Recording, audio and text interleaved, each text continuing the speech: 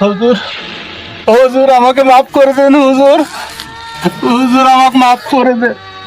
আমার এ ভাইটি রোদে পুড়ে ইটভাটায় কাজ করতেছেন দুমুঠো ডেল ভাত খেয়ে বেঁচে থাকার জন্য।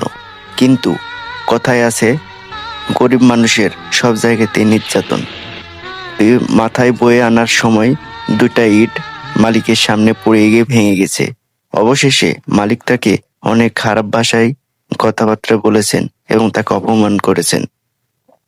আসলে সত্যি কথাটা এটাই, গরিব মানুষ সব জায়গাতে অবহেলিত এবং নির্যাতিত হয়। এই ভিডিওটি তার জলজ্যান্ত প্রমাণ। এই ছোট লোকের বাচ্চা বেয়াদব গরিব কাঙ্গাল।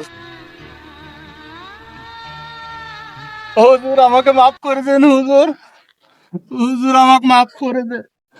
গরিব ছোট লোকের বাচ্চা, তুই কামে আইছে, তুই গরিব মানে আরে আমার চোখের সামনে থেকে চলে যাবে তুই।